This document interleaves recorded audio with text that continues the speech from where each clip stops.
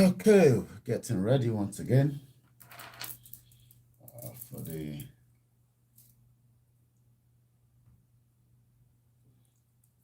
morning show. We are getting ready for the morning show. The morning show.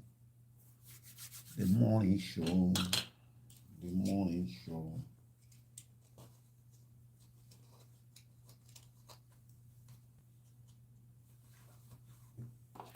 Bum bum bum bum bum bum bum bum. Bum bum bum bum bum bum bum bum. As you see me, so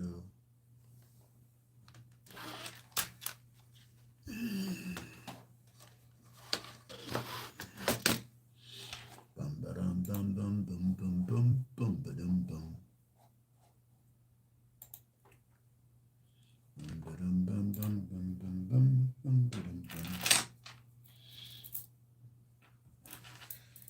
Ẹni Nàìjíríà ń ṣiṣẹ́ fún kó nawọ́ sókè. Ẹni tí Nàìjíríà bá ń ṣiṣẹ́ fún kó nawọ́ sókè. Ta ni Nàìjíríà ń ṣiṣẹ́ fún kó nawọ́ ẹ̀ sókè. Tí Nàìjíríà bá ń ṣiṣẹ́ fún ẹ kó nawọ́ ẹ̀ sókè. Nawọ́ ẹ̀ sókè. Ìwọ tí Nàìjíríà bá ń ṣiṣẹ́ fún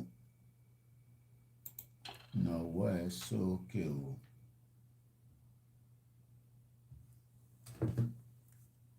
As you see me, so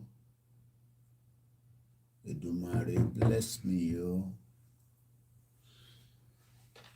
Dun, dun, dun, dun, dun, dun, dun, dun, dun, dun.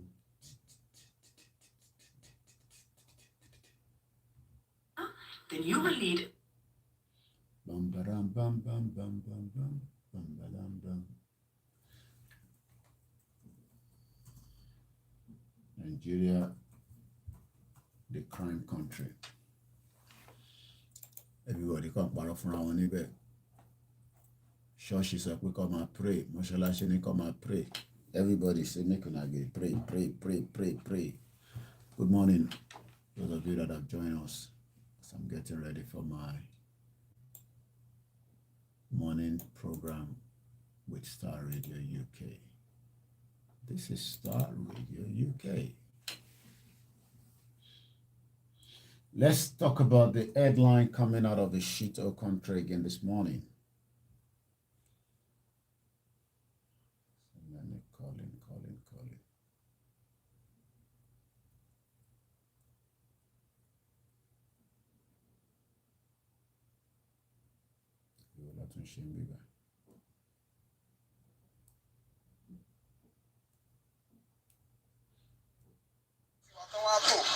Just 500 naira. Àdéhùn wọn ràn. Ọ̀pọ̀lọpọ̀ tẹ́ bá rí ọ̀pọ̀lọpọ̀ àwọn ìyá àgbàlagbà náà ń lo ọ̀pá yẹn o tí wọn ò lè rìn.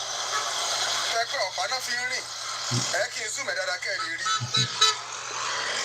Àwọn ènìyàn lọ́ọ̀kan yẹn o tí ìyá yẹn mú ọ̀pá dání. Ṣé ẹni tá bá ní ká máa wò?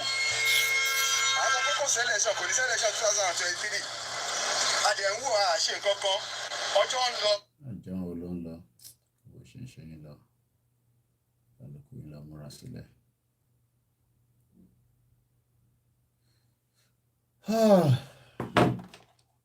Let's start the program in just a few minutes. This is Starr Radio UK. Starr. Emefiele Ole. Godwin Emefiele Ole. How Central Bank diverted 89 trillion. Divert. Criminal country. Every day, money get diverted in Nigeria. Every blessed day, keep diverting your money. So you go and vote. Get your PVC. Go and get your PVC. They keep telling everybody that. Knowing fully well that election cannot solve the problem within Nigeria. Nigeria matter don't pass election. If anybody tell you say election go solve the matter within Nigeria, the person they tell you lie.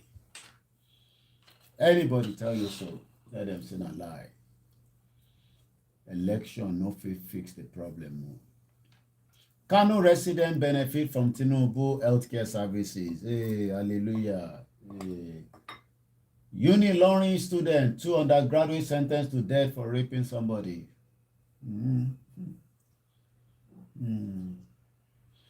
My latest movie, A Farewell. I am the next Lagos Deputy Governor. Funke Akindele. Hey, congratulations. Everybody just a life for each other. Everybody.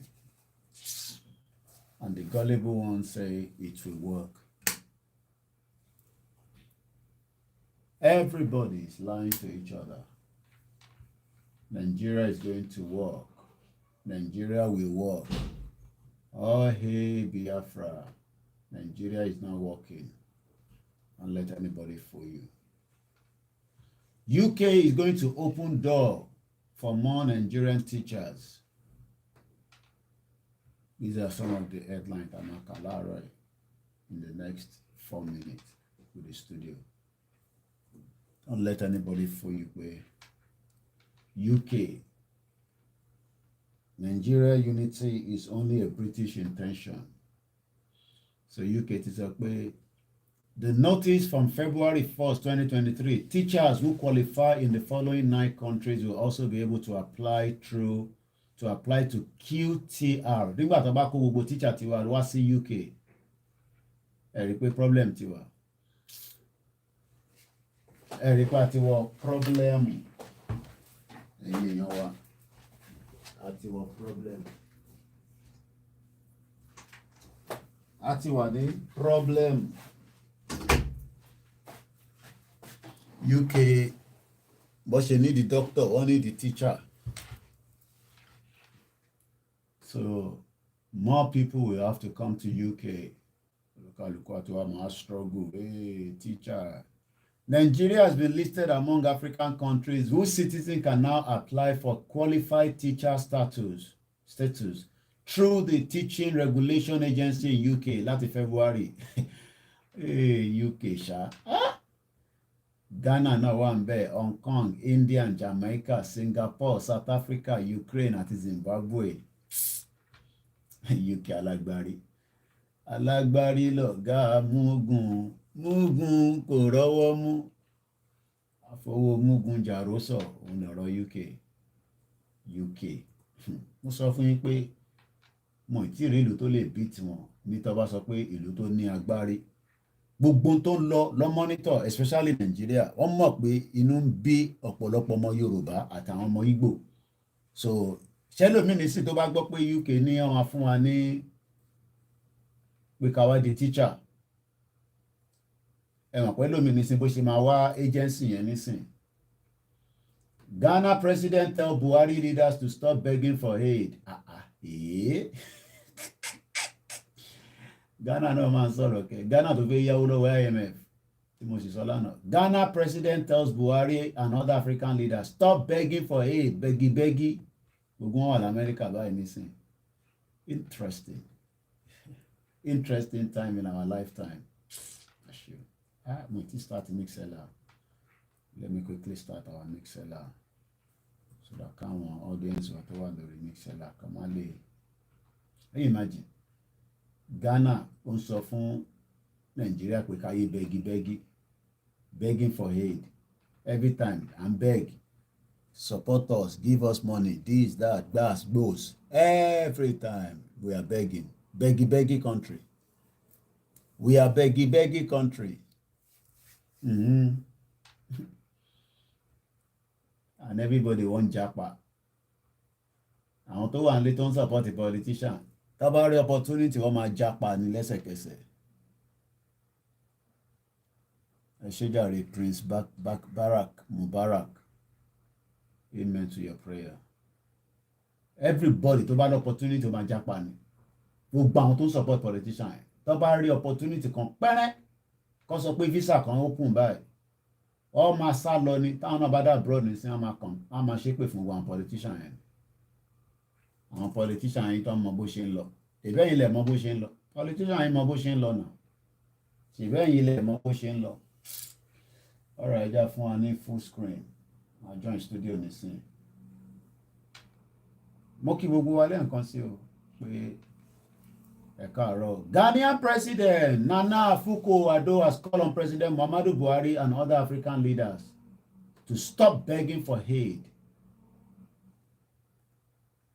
Stop begging and allow continent to assume its rightful position. How can you have a rightful position, Mr. President of Ghana, when Nigeria is not even a country? Can you imagine? Tí Ghana máa sọ fún wa pé káyé bẹ́gibẹ́gi. Buhari sọ pé I have done my best, tells the US gathering.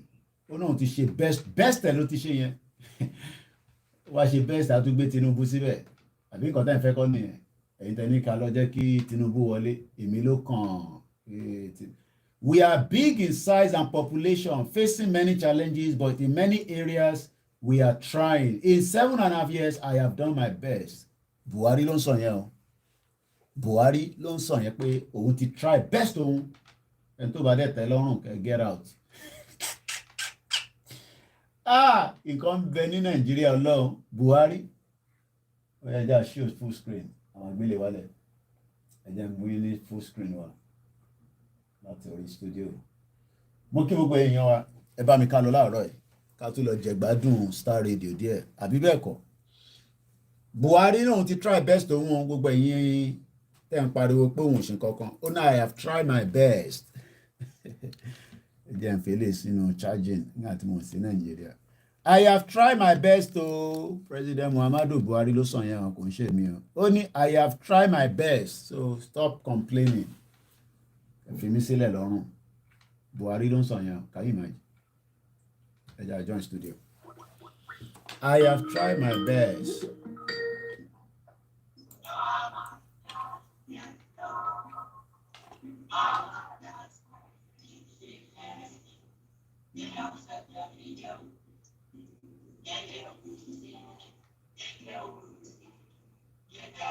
Okay, so then some Christmas tune made in African port, but it's around from the Ghanaian port as well. Go Starr Radio UK, your favorite African and Caribbean radio station in London. The 14th day of December, the year 2022. The time now, 2 minutes past 11. And it's time for updates from Nigeria. With our own.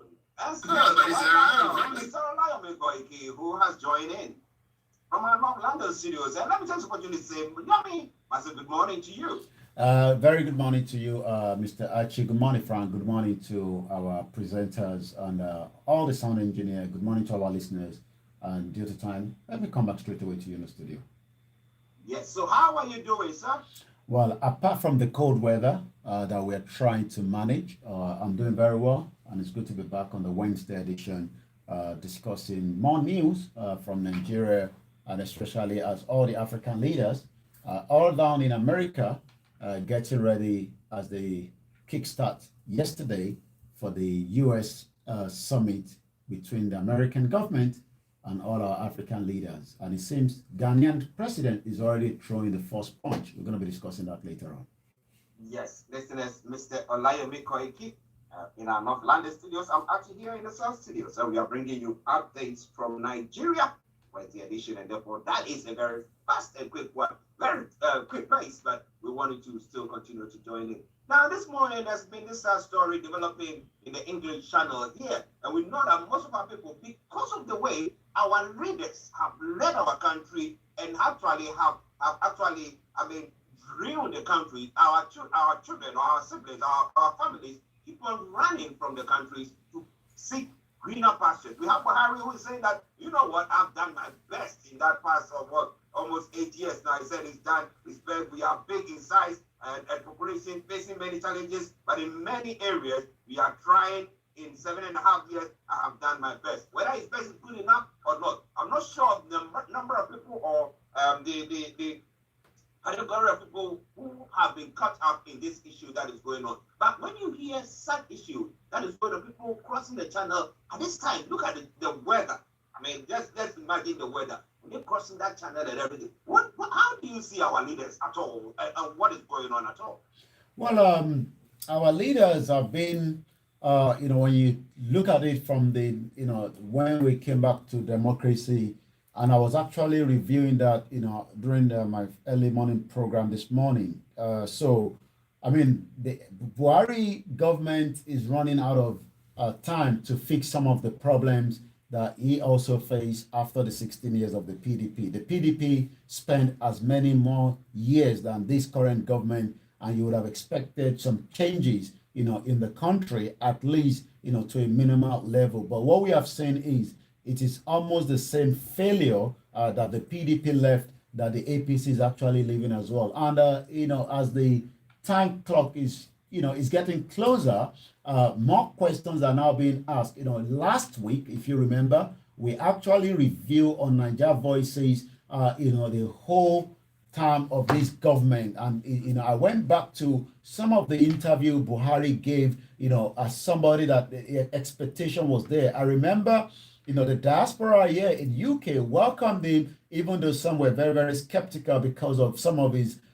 views, some of his handling of, when he actually overthrown a sitting government, a civilian government, because Buhari actually overthrown, and he was able to say, as at that time, there was what we called corruption in the government, and that was the reason, Shagari's government, and that was the reason why he actually had to overthrow the government, whether people agree to that or not. But, fast track, down the line, he has come back wearing agbada, and presenting himself as that good man that never wanted to kidnap somebody here in UK, but he was eventually able to kidnap and rendition, Mazi Nnamdi Kanu from Kenya, with, some of those that sold Nnamdi Kanu, to the government as well. And right now, as the Ghanaian president is giving a punchline to our leaders, saying, according to the headline, Ghana president told President Muhammadu Buhari and all other African leaders to stop begging. You can't continue to beg, because, your begging, is not anything to be thinking of.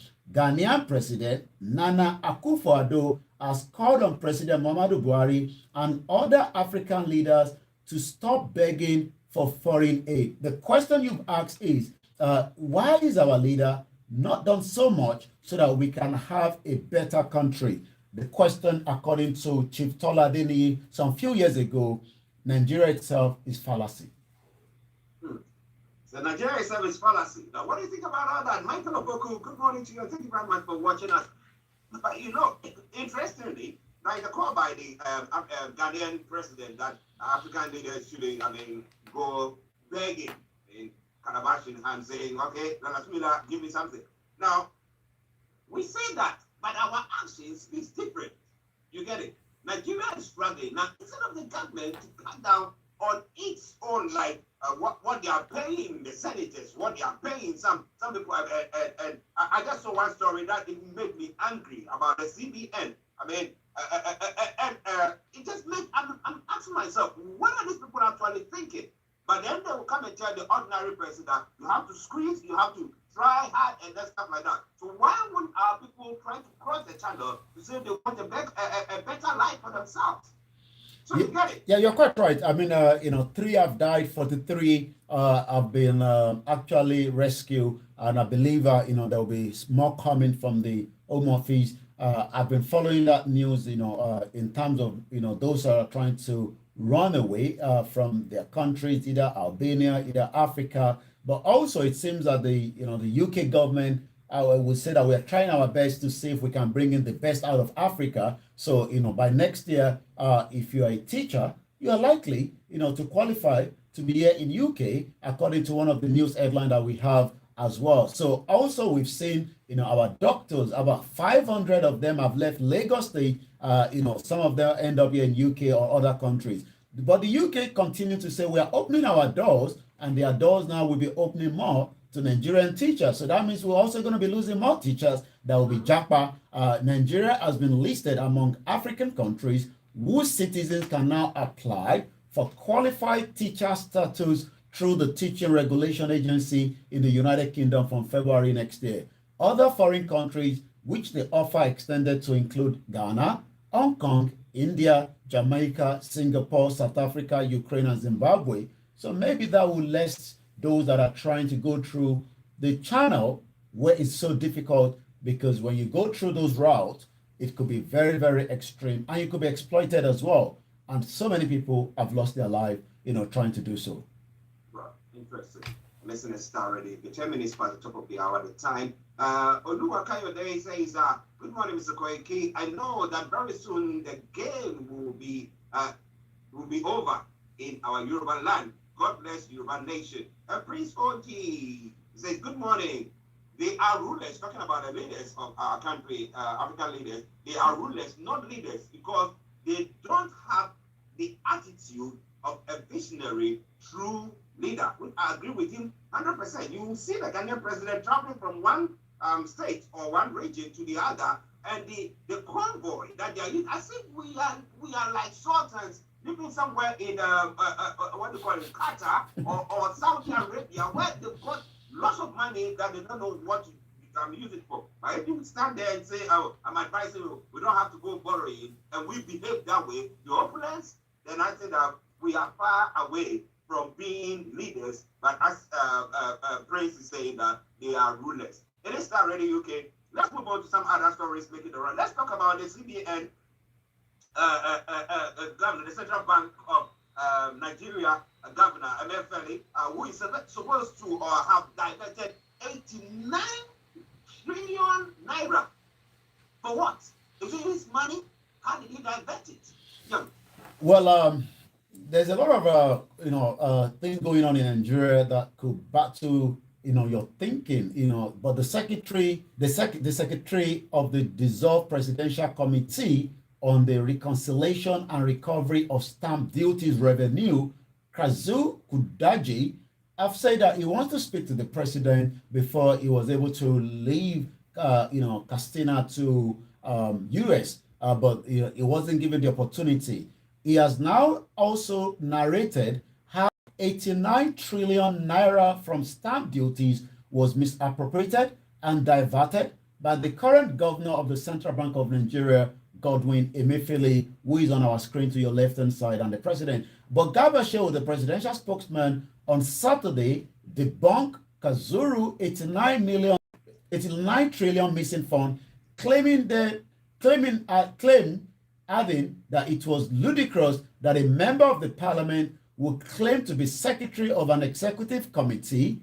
Kazaru has said his committee was secretly constituted by President Muhammadu Buhari with Adetola Adekoye and him as the chairman and the secretary respectively. He explained that in a letter dated 8th of August, sought the approval of President Buhari to set up the committee that also include the Minister of Finance, Zainab Ahmed, the Attorney General of the Federation, Abubakar Malami, the Director General of the Department of State Services, Yusuf Bichi, Mohammed Wakili, a retired Commissioner of Police, and one Mr. Kafo, a retired staff of the National Intelligence Agency. A source in the government told the paper that on Wednesday that the President Muhammadu Buhari is not aware of a lot of things going on in the government, including details of the stamp duty. And that has always been our own question. I mean, we know that Nnamdi Kanu said the president is dead. The president proved himself, in one of his foreign trips to say, this is the Buhari. I'm not sure whether, Nnamdi Kanu knows what he's talking about. Even though charges on that were not labeled on Nnamdi Kanu that the president is actually dead. But we'll probably see if there'll be a DNA test to say that. But the question is the president still aware of what is going on around his government, or is he saying that I have done my best in the last 7.5 years and I don't think I can do more? I have done my best for Nigerians.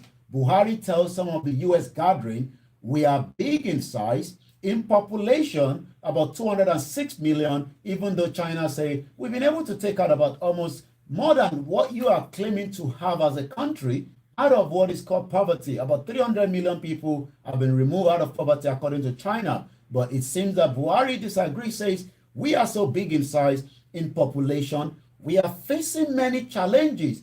What are the reasons why we are facing these challenges is why so many people are now asking whether we should cut it down in terms of the size so that each part can take good care and there will not be what they call a subdue, which has actually happened in the northern part of the country. And I have asked the question, should Tinubu, Atiku, and Obi be the president? What is going to happen after 8 years? Are they going to be coming back to tell us that they have done their best, according to Buhari, that is actually saying the same thing? President Buhari said he has done his best for Nigerians, despite worsening economic hardship and insecurity. The Nigerian leader stated this while he was welcoming the Secretary General of the Abu Dhabi Foreign Forum, Sheikh Mohammed Bia, which I believe these are the kind of royals that you're talking about, that most of our government wants to leave the same, and his deputy, Pastor Bob Robert of the U.S., who visited him in Washington, according to the statement. He noted that their work promoting multi-faith dialogue was as important. But the question is, 89 trillion is nowhere to be found, and it seems somebody is not telling the truth to the government, and the government itself is trying to defend that. Well, I mean, I don't know whether the audit trail can be traced and they find out with this, but I hope that they're not going to tell us that some snake somewhere, a very big python, managed to swallow all this 89 trillion. That would be quite mind-boggling. But the issue is, we said that he who goes to equity must go with a clean hand or must go with equity. So if somebody who is alleged to have squandered or diverted an amount of that sort is still in that position, then I beg to say that Buhari actually is out of touch, right? Well, I mean, it seems already that, like I said, if that is the Buhari that we know in the 80s, definitely it seems maybe due to health reasons that they are not sharing with Nigeria because they spend most time here in UK, is definitely out of touch with some of the happenings around his government. Okay, listeners, it is Starr Radio UK, 17 minutes past the top of the hour, the morning show. Well, the other bit on his statement that he made pertaining to how big Nigeria is he accepting the fact that he thinks that it's ungovernable and therefore should be broken into pieces, as most people are clamoring for? Is that what he's trying to admit to? Well, he's not actually admitting to that, but he's definitely admitting that we have a lot of problems. The president spoke about the need to raise generations of youth to devoid of religious extremist bigotry, urging the group to continue to target the young people. But right behind you is a 22 years old that was actually killed in February. He will be buried this Friday, having the wakekeeping today. That is, Oluwabamiche Anyanwola,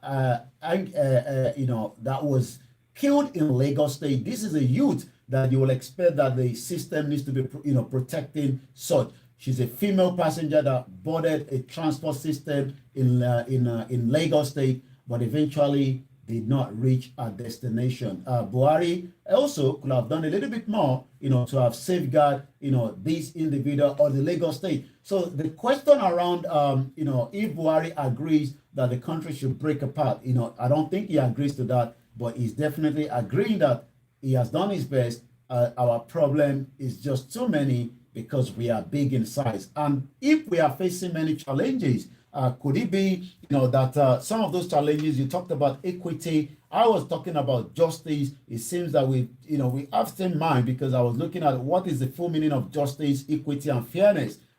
Do we have such in Nigeria today?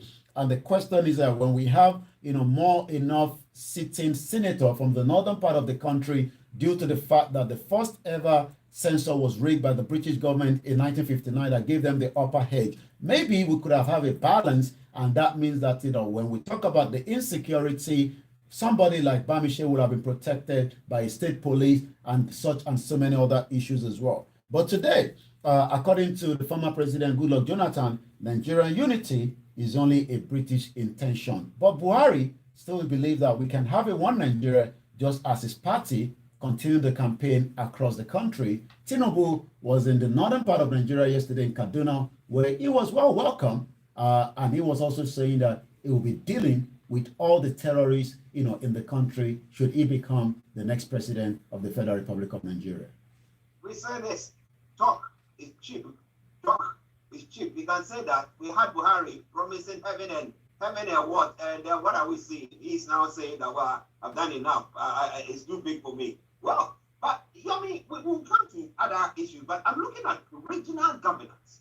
Are they all thinking about maybe let's have? We don't want to break the country up, okay? But we can have regional governance as it was in the past, so that it's not too big for one person to control. So that we have that, and we have the federal there in between. That will see who will be the bigger. Every information will be fed to, but everybody is like a dissolved government as we have here. Well, regional government was actually what the leaders got, and these are some of those leaders. On your left-hand side to the start with is Obafemi Awolowo. We have Nnamdi Azikiwe, Azikiwe to the far right, and in the middle is another screen is covering that we have Abubakar Tafawa Balewa. Nigeria officially, the Federal Republic of Nigeria, is a country in the West, is a regional power in Africa, but we actually got a regional government until that was something that a lot of question is now asking whether it can go back to that. But it seems like the politicians are enjoying, from the governors, the deputy. So nobody is actually pushing as much apart from, people like the social cultural group, the Onaize, the Afenifere, and the rest as well. Nigeria was granted a full independence in October 1960 as a federation of 3 regions: the northern region, the western region, and the eastern region, under a constitution that provides for parliamentary form of government. All that has been thrown into the dustbin, and today everybody continues to clamor for a country that should go back to what it was before. But the president, the governors, the senators, the House of Reps says that we are amending the constitution that was actually a military decree that was forced, into the hands of former President Olusegun Obasanjo, that have also talked out to say that you can't just force me, to accept anything. This is now Obasanjo speaking, at Enugu, where he was actually in attendance to the burial ceremony of, one of the elder statesmen. I have gone to prison, shed blood for Nigeria. Nobody can threaten me over my preferred 2023 presidential election candidate. Former President Olusegun Obasanjo has said there is nothing to threaten him with in his choice of presidential candidate. Obasanjo spoke at the Onaize Indigbo National Secretary in Enugu when he and the leader of the Apex Social Cultural Group, Pa Ayo Adebanjo, signed a condolence. The question then is, can we see a new government of Peter Obi, or a new government of Bola Tinubu, or a new government of Atiku to take us back to that regional government or to restructure? Atiku said, I will give you an autonomy, which he would then probably devolve power to the local government, because presently all the state governors across the 36 states are making use of more power, and that is less to those in their local government. And if you look at Oyo State as an example, that have about 30 local government, some have never witnessed or tasted anything such as government in Oyo State. Well, listeners, it is Starr Radio UK. It is your favorite African and Caribbean radio station in London. With the time now exactly 11:23. With me in the studio, my able producer, and in our North London studio, Mr. Olayobiko Ike, and we are bringing you updates from Nigeria. That is it. I will hand over to him for him to bring more to you. But Ruth, good morning to you, Ruth. I hope you are doing very, very well. Thank you very much for joining us once again. Over to you, Yomi. Well, it's going to touch a little bit more because of the time constraint this morning. 100,000 residents enroll in Nasarawa Health Insurance Scheme. And likewise, Osibajo will be presiding over the Federal Executive meeting while the president is in the United States of America. Rape Uni-Learning student, 2 undergraduate students will be sentenced to death. Quite a lot of painful time, especially when our female in the country have been raped and killed. A Kwara State High Court sitting in Ilorin, presided over by Justice Ibrahim Yusuf, yesterday have sentenced 2 students, Abdulaziz Ismaila and Ajala Oluwatimileyin, to death for the murder of a 300-level undergraduate of University of Ilorin, Blessing Olajide. Olajide was actually raped and killed by the duo in June 2nd, 2021 last year at her sister's house there in Ilorin. We pray, for the soul of the departed, and those that are also been sentenced. We can only hope that they will repent before they are also taken out of this world that we live. Hoodlums remove a 12-year-old student eye. Police now hunt for the suspect. That is again part of the atrocity happening somewhere in Bauchi State. 2 yet to be identified hoodlums in Kafin Madaki, headquarters of Ganjua local government area of Bauchi State, have removed one of the eyes of a 12-year-old student. The victim, Najib Hussein, an indigene of Kano State, came to Kafin Madaka to acquire Quranic education. The Bauchi State Police Public Relations Officer Ahmed Wakili confirmed the incident yesterday. He said the State Commissioner of Police, Aminu Hassan, has now ordered a thorough investigation into the incident, having that the manhunt for the suspect began. Well, when they say manhunt, I'm not sure whether such manhunt with a complex situation that we have in Nigeria will be fulfilled, but we pray that somebody will be able to do the right full thing. Edo police rescued 2 kidnapped women. Shokoto man adopt neighbor and a 7-year-old son. 6 arrested over cops killing. Gunmen adopt women as well. So we go straight to the social media. And once again, this is Starr Radio UK, your finest African and Caribbean radio station in London. I'm not sure why Osibajo is trending, and I've been able to look into that. I know the president is not around, and each time the president is not around, that means the battle comes to the vice president. But aside being a brilliant and intelligent man, according to Kemishola Adekunle, dignity and integrity, aside from a great foresight and doing all for a better country, I beg this Osibajo get drips. But it doesn't seem that the star boy have shined as much. Osibajo and wife also attend the Aso Villa Christmas concert. It's one of those, I believe, is reason why is actually trending. 2022 Christmas Carol held yesterday at the Presidential Villa was hosted by the Vice President Osibajo. So it seems Christmas is already ongoing in Aso Rock, but I'm not sure Christmas is going across the country. So let's take a look at what's happening more on the social media this morning at 11:27. Charlie Boy, area father. I have gone to prison, share blood for Nigeria. Nobody can threaten me. Repeating the same thing that Obasanjo have actually said. Yesterday was all in Kogi State for Peter Obi, where he continued his campaign trail with his presidential vice president Dati, that is also in Kogi State. Like I said, Tinubu was in Kaduna. Likewise, as Atiku continue his movement as well.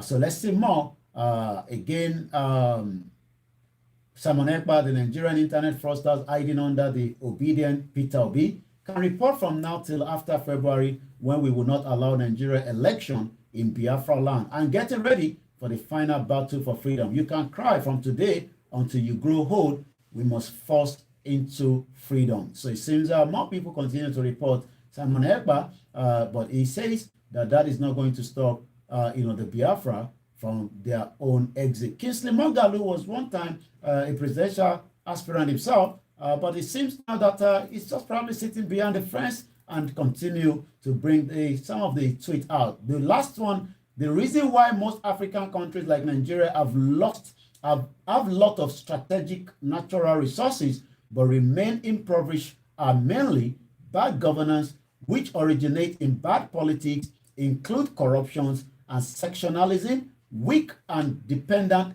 institution. And if you don't have that institution like we have presently, this can change in either two ways. Relatively quickly, within 16 years, if we elect the right kind of leaders back to back or over a long time, say 50 years after we might have gotten to the bottom of the barrel of misery and conflict and get tired of being a poor country. But there are some that respond.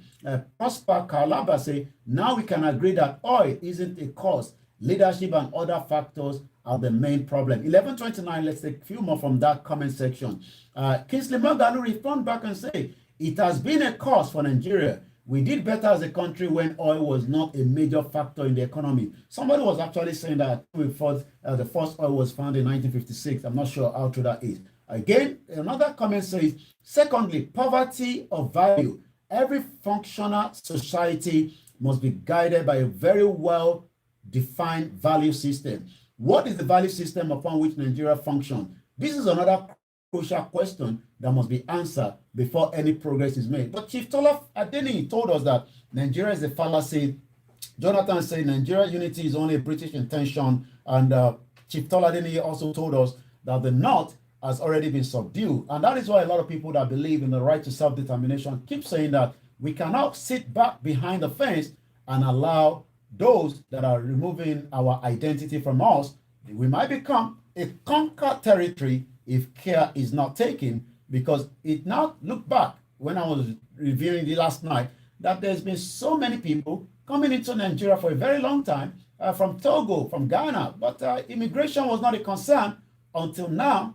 Some of us have traveled out of the country and we now really understand the word immigration, which is exactly what is playing out at the English channel this morning, where more people are trying to get into this country for one reason or the other. The question now is, we are no longer seeing people that are coming from Togo to Nigeria. In those days, that will be selling, what we call beans and yam and pepper that we enjoy. We now have more criminal terrorists, jihadis that are coming with AK-49, kidnapping individuals, collecting ransom, and sometimes Nigerians are losing their lives. The question then is, can we have a new government in place, or can we say the right to self-determination, these two push is going to all be witnessed within the next how many days? Let's look at our countdown on Starr Radio UK. 58 days, 12 hours, 28 minutes, and the seconds keeps going down.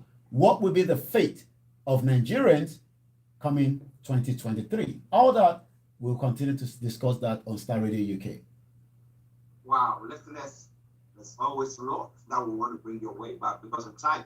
Let me say thank you. Good morning to Olorami Kilanko Ogabi. He says good morning, Starr Radio UK, RG, Frank, Layomi, and all the other fans as well. Good morning to you. I hope you're doing very, very, very well. Bayomi, what are we looking at tonight on the Niger Voices? Is Nigeria truly a fallacy? And can we still keep in Nigeria? Or is it time as a dissolution will be the next option? All these we continue to review as election versus the right to self-determination is still on the pipeline, as we can say. So we'll be discussing that later on this evening at 1800 hours. Okay, Yummy. Let me say thank you very much for that wonderful update. We'll catch up later. Bye for now. Right. Bye. Well, listeners, it is Starr Radio UK, your favorite African and Caribbean radio station in time now to exactly 28 minutes to the top of the hour. Okay. Hey, Nigeria. Buhari náà ti try best òun kí lè rí sọ̀rọ̀ yẹn ẹ̀yin tèmi. Buhari ní I have tried my best.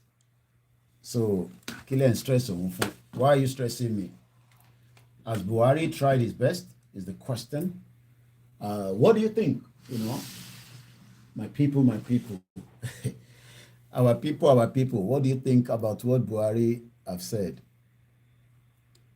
Oh no, to try best to kill Buhari sọ̀rọ̀ tí Buhari sọ yẹn. Do you agree with him? Do we agree pẹ̀lú Buhari fún nǹkan tó sọ yẹn? Do we all agree pẹ̀lú tí Buhari sọ? Ó ní òun ti gbìyànjú tòun. So tí Buhari bá náà òun ti gbìyànjú tòun, kí la rí sí sọ̀rọ̀ tí Buhari sọ yẹn? Ṣé a agree pẹ̀lú ẹ̀ àbí báwo? Ṣé a agree pẹ̀lú ọ̀rọ̀ tí Buhari sọ yẹn pé òun ti gbìyànjú tòun? Ẹ jẹ́ kẹ́lómi náà tó wá ṣe jàre, òun ti gbìyànjú tòun. Kí ni gbogbo wa rí sọ̀rọ̀ yẹn? Ẹ̀yin ti tẹ̀ wá láàárọ̀ yìí. Kí lẹ rí sọ̀rọ̀ tí Buhari sọ yẹn nínú headline tí mo kà jáde láàárọ̀ yìí? He has failed woefully. Okay. Shegani, thank you for that reply. We don't agree. King Mirado sọ pé òun agree o. Buhari náà ti gbìyànjú in tóun lè ṣe. Ṣé Buhari perform well? Ta ló lọ mú Buhari wá? Ẹ rántí pé Tinubu ló lọ mú Buhari wá. Àbí bẹ́ẹ̀ kọ́? A kò máa sọ̀rọ̀ díẹ̀ náà ni. Àwọn ìpàtí ṣe program kékeré láàárọ̀ yìí. So ká kọ́ ìdí ká add mọ́ ìta ti ṣe. Àtẹ̀gbà kọ́ láàárọ̀. Imagine Nigeria is owing 42 trillion while some people still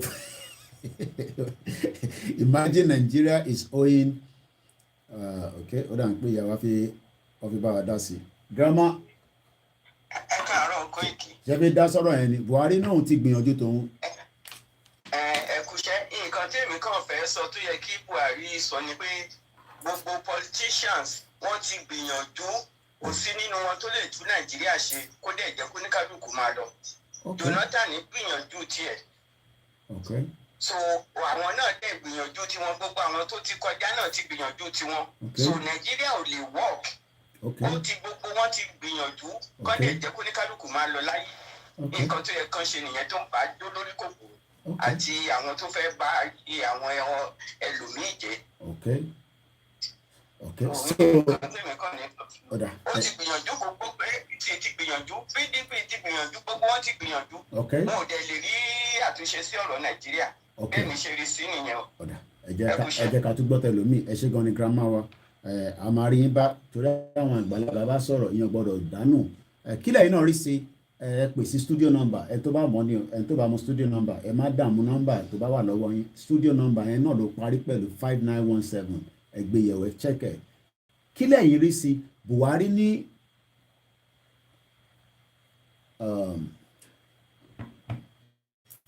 ẹ tó bá ti mọ nọ́mbà tí a ní kẹ́ pè ẹ má dà wá láàmú pẹ̀lú nọ́mbà mi. Studio number gbogbo gbà ni mo máa ní kẹ́ kọ ẹ̀yin ìyá wa àgbàlagbà tẹ máa fi bá wa dá sí ẹ kọ sínú pépà so that kẹ́ má mix ẹ pẹ̀lú nọ́mbà mi ìkejì tó wà lọ́wọ́ yín. Tẹ bá ti get studio number yẹn kò ní àní máa ní problem kankan wà láì. Kílẹ̀ yìí rí sọ̀rọ̀ Buhari wọ́n ní owó miss níbi stamp duty 89 trillion. Ìyàn kan dẹ̀ fi tó wa létí pé gbèsè tí Nàìjíríà jẹ 42 tó bá tẹ̀tí jù yẹn lọ. Ṣé gbogbo ilé tí Buhari sọ nísìn pé population yẹn problem ti pọ̀ jù ní Nàìjíríà? Kílẹ̀ yìí rí sọ̀rọ̀ yẹn fún ẹni tó ń wo in Borno 2 Igala has been hijacked by Boko Haram. Normal ni Boko Haram kidnapping yẹn normal mà nìyẹn nísìn. Kí ló dé tí kìíní on cross tí bá ti start cross posting ni. A kí gbogbo alẹ́ nǹkan sí gbogbo ẹ̀yin ọmọ káàárọ̀ òjìrè. The only thing táwa ń discuss lórí platform is the right to self-determination. Tó bá yẹ pé nǹkan mi lè ń wá ẹ lọ sórí platform mi. Ibi báyìí ọ̀rọ̀ gbìyànjú ọ̀rọ̀ Nàìjíríà òṣìṣẹ́ ó ti lulẹ̀. Nàìjíríà ti lulẹ̀ owó Nàìjíríà náà lélẹ̀ wọ́n tẹ̀ náà ti change owó yín but àwa sì máa fi lè ṣe nǹkan pè ní ajẹ́ history owó bẹ̀nẹ̀ gan ó bẹ́tà ju owó wa lọ nísìn. So Nàìjíríà Buhari ó ní Buhari has done his best as a failure. Okay, Mr. Adiola ìyàwó Morayo ní Buhari ti ya wèrè. Buhari náà ti try now kí la fi ṣe sọ̀rọ̀ Buhari ẹ jẹ́ nǹkan átíkù yẹn padà again. Ó ní I have done my best for Nigerians. Number one, there's nobody called Nigerians. That is the British intention. Okay, I think it's coming. Only we are big in size, and we are facing many challenges in many areas. Only we are big in size and we are facing many challenges. So if we are facing many challenges, ṣé Tinubu máa fix the challenges yẹn tóun bá débẹ̀? Ṣé Àtíkù máa fix the challenges yẹn? Ta ló máa fix the challenges? Ṣé Peter Obi ló máa fix ẹ̀? Ẹ káàsán. Yes, sir. Ọ̀rọ̀ tí Buhari sọ tó ní pé òun ti try best o. Gbogbo àwọn politician yẹn every 4 years, every 8 years, gbogbo wọn náà máa ń sọ nìyẹn. So nǹkan tí yẹ kí Buhari sọ ni wípé ọ̀gá bùbù nǹkan tí yẹ kó sọ ni pé kó sọ pé kí everybody máa lọ but kò lè sọ because àwọn kì í ṣe Nàìjíríà, we are not Nigeria, Yorùbá ni wá. So ìgbà tó nǹkan mọ̀ pé Nàìjíríà ti tóbi jù so the best ni pé kólúkálùkù máa lọ títí ẹ̀ so kò mọ̀ nǹkan tó fẹ́ sọ ni. Ẹ ti ní voice note tí mo send sí yín tí mo tábúrò mi send sí mo ti gbọ́ mo reply yín mo gbọ́. mo rí ya so nǹkan tó ṣẹlẹ̀ nìyẹn kólúkálùkù máa lọ títí ẹ̀ àfẹ́ Nàìjíríà mọ̀. Ibùdó gan mo gbọ́ wọn náà fẹ́ gbé passport wá in 2 weeks time mo ní gbàdá tẹ̀ mo ní àwọn àti kúrò nínú Nàìjíríà lágbára Ọlọ́run. So wọn ọmọ nǹkan tó yẹ kán sọ kólúkálùkù máa lọ àwọn tí ẹ fẹ́ orúkọ yẹn mọ́ rárá a fẹ́ orúkọ mi àfẹ́ torí orúkọ yẹn kò ṣe orúkọ tó dáa Ọlọ́run jẹ́ ká máa jírí àlòjojúmọ́ ẹ̀kọ́ ètò ìsàkóso. Grandma Yawa Grace in one, all politicians have done their best to make themselves rich and they are very rich. Mo rò pé èèyàn kan wà tó lówó tó àwọn politician yẹn wàláì owó tó ń bẹ lọ́wọ́ politician kò ń ṣòwò kékeré rárá ṣé ìtẹ́wà lórí Instagram ṣì ń gbọ́ mi ṣá because kọ̀ọ̀kan wọlé sórí ẹ̀ lẹ́ǹkan so owó tó wà lọ́wọ́ àwọn politician is a lot of money owó jìngì owó ló wà lọ́wọ́ politician they are distinctly bastardly rich. Ìyàwó Amọ̀dúpẹ́ ní búbú we are big in size let my people go hashtag Yoruba nation now hashtag Biafra nation now. Buhari ṣì wà pain gan pẹ̀lú Nnamdi Kanu wà lọ́wọ́ wọn but nǹkan kan ṣe ń dùn pẹ̀lú ọ̀rọ̀ Nnamdi Kanu that's why they don't want to let him go. Let's look at a review Nnamdi Kanu situation.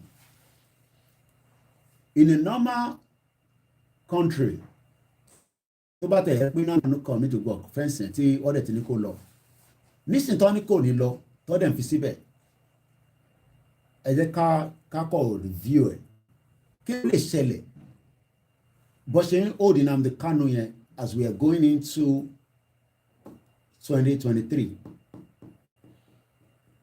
What do you think can happen? Kí lẹ rò pé ó lè ṣẹlẹ̀ 2023 as is approaching and Nnamdi Kanu is still in the custody. Kí lẹ rò pé ó lè ṣẹlẹ̀? What do you think can happen? Bọ́ọ̀bù ni ẹ já lọ sí Ìlọrin. Káàbọ̀ sọ́dọ̀. Àwa ni ẹ. Ṣé ni mo rẹ̀?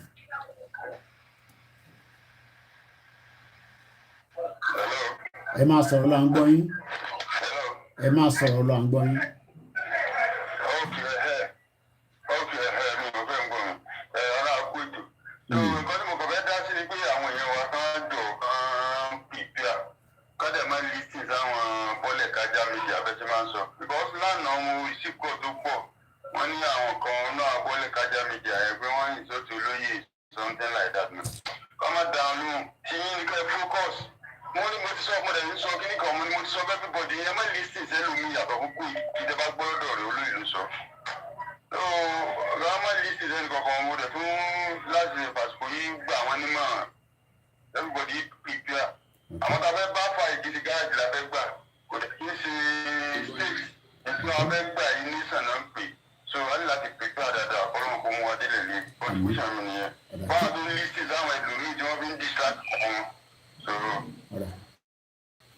gan ni, thank you so much.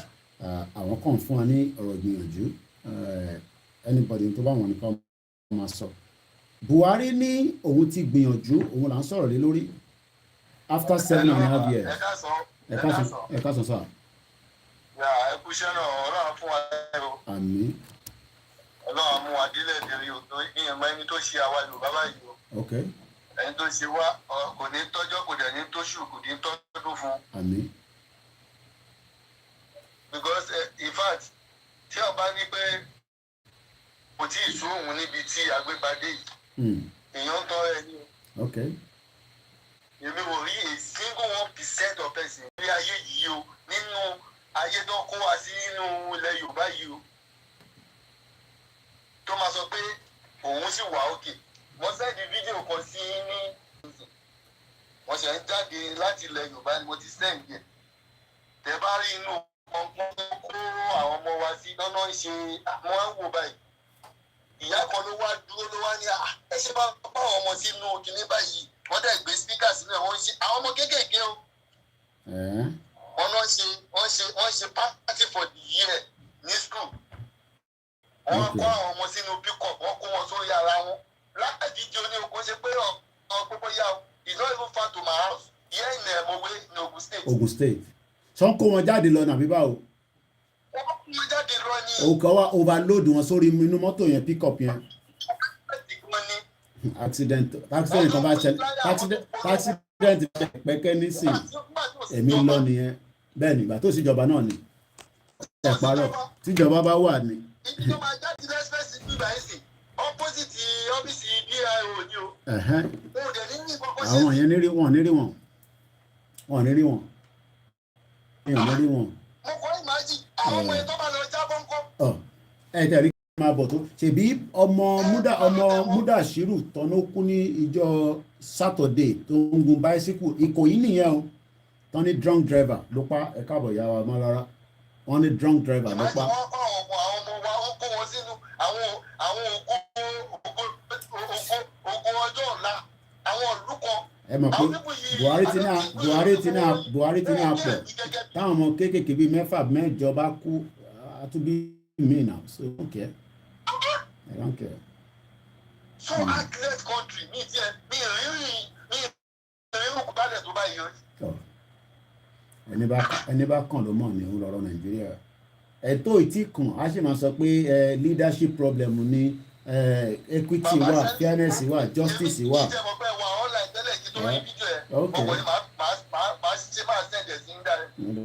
Wọ́n ti send already. Ìwọ tẹ́mi tẹ̀ fẹ́ wò ní because mo fẹ́ dá sí ètò tẹ̀sí ní ìrọ̀lẹ́ àná. Ó dùn mí gan pé mi ò wọlé. Ẹ wo ìgbọ́n tó ń lọ́pọ̀ ó tẹ̀ ti kọjá gbogbo tó ń lọ. Ajá máa pín 50 pounds tó fún ẹni Bàṣírù. Tá a bá fèrè láti gba ilẹ̀ Yorùbá, ìyá tó máa jẹ ọ̀dá wa, mo ṣe kékeré bàbá o. Ẹ ṣe gan ni bàbá wọn, ẹ̀jẹ̀ tó fẹ́ lómi láyé, thank you so much. Ó jọ torí ọdún wọn o, táwọn èèyàn jáde tó bá ti pè fún Super Rally, gbogbo wa ní gbowó báyìí o, gbogbo wa ní. Ká má sọ pé gbogbo wa ní pátá ní gbowó báyìí o, because nǹkan tí bàbá ń sọ, nǹkan tí bàbá ń jà fún, every soul of all Yorùbá lands. Àtọmọ tí wọn ò tí ì nílẹ̀ Yorùbá ní bàbá yẹn ń jà fún o. Ká má ṣe mistake láti lọ gẹ̀ẹ́tì ẹ̀rọ ọ̀gì o. Ó má yẹ ká ṣe mistake gẹ̀ẹ́tì ẹ̀rọ ọ̀gì o. Ọmọ tí wọn ò tí ì bí nílẹ̀ Yorùbá láti tí bàbá bá lòsì ẹ̀mí títí ẹ̀gbọ́n. I'm talking about the CSI lẹ́yìn ìgbà tó bá lògbà tí wọ́n nígbà tó lọ́ọ́ ń ṣàdéhùn pẹ̀lú wọn. Wọ́n ń jà fáwọn ọmọ yẹn o. Àwọn ló ń jí wa lójú oorun o. A ti sùn lọ o, a ti ń lálàá o. Báyìí ló jí wa o, màláìkà wa ni o. Ẹ má jà dọ́là ara wa o, this is the right time o. Tàbá bẹ́ẹ̀ láti get ẹ̀ by this ní time tá a wà yìí. Wọ́n sì fọ́ta wa o. Ẹ ṣe gan ni, thank you so much. Ọlọ́run ní jẹ́ fail, akọni láti ní determination. Mo máa ń wo fídíò ilé tí Buhari ìwọ̀n mọ̀ tó sọ ń bíbá. And so that is your wife's function, it is to look after me. And I will see who will come after us and take it again to those who misappropriate for public funds. àlélẹ́ tó máa ń pè lórí fídíò kọ́ ẹ̀ àná àti gbé fídíò kọ́ ní bíbá ẹ̀ ń gbọ́ràn ni la fi fídíò kọ́ máa ṣe nígbà tí mo wà láìpẹ́ tí ń pè mí lórí fídíò kọ́. Buhari ní òun ti gbìyànjú bẹ́ẹ̀ ni àjọ máa pín 50 pound yẹn ní Bashiru báwo ni my brother kásán ó yẹ kó o sì pé à ń gbọ́ yín Buhari náà ti gbìyànjú ó ní Nàìjíríà ti tóbi jù ó ní so many problems. ìgbà tó kọ́kọ́ ṣe 4 years kò sọ pé àpò sọ fún wa pé Nàìjíríà ti tóbi jù so after 8 years nítorí pé náà ti jí nǹkan tó fẹ́ jí tó ti di pé òun bó ṣe wà ẹ̀ Buhari kánjú láti tètè kó mẹ́rin bàbá òfin parọ́ fún yẹn o ó kánjú bí kọjá pọ́ káde kó máa lọ lẹ́yìn ó ń kọ ojú tí ń kan wà ládàlá ojú ń kan seriously ní ọkọ tó ń ṣe bí kan ti ṣẹlẹ̀ ṣàyẹn lọ́dọ̀ akẹ́kọ̀ọ́ wọn lọ sí because nǹkan tó dáa àti ìwọ́n ti achieve already so bí tó máa káàdì kò tiẹ̀ lè ṣẹlẹ̀ náà èyí mú tó sọ tó lulẹ̀ láti tó lọ́ọ́ máa débẹ̀ ìṣẹ́ntì tó lọ́ọ́ máa sọ nígbà báyà gẹ́gẹ́ bí mọ́ọ́dẹ̀ nǹkan tó sọ̀rọ̀ lẹ́ẹ̀kan ti sọ̀rọ̀ pé ìṣẹ́ntì wọ́n máa sọ náà ni o try best wo ni. nǹkan tó mi ń tà láti nǹkan tó ń wò di apá tèmi báyìí sí wípé lágbára ọlọ́mọ rò pé a ti gbalẹ̀ wa fún ọ Ọlọ́run ti gbalẹ̀ wa fún ọ already. torí èmi ń fi nǹkan kan kọ́ ọ̀nlẹ̀ láti fi kọ́ sódà kéèyàn má bàa waste owó. náà máa wà ọmọ mi fẹ́ ṣe jam ní next year. so NIN wèrè wọn tó ti yẹn ọmọ ẹ̀ta lọ sí mistake wọ́n á sọ fún ọ pé èmi ò ṣe wọ́n á sọ fún ọmọ ẹgbẹ́ má ṣe NIN kọ́kọ́ because NIN máa padà useless.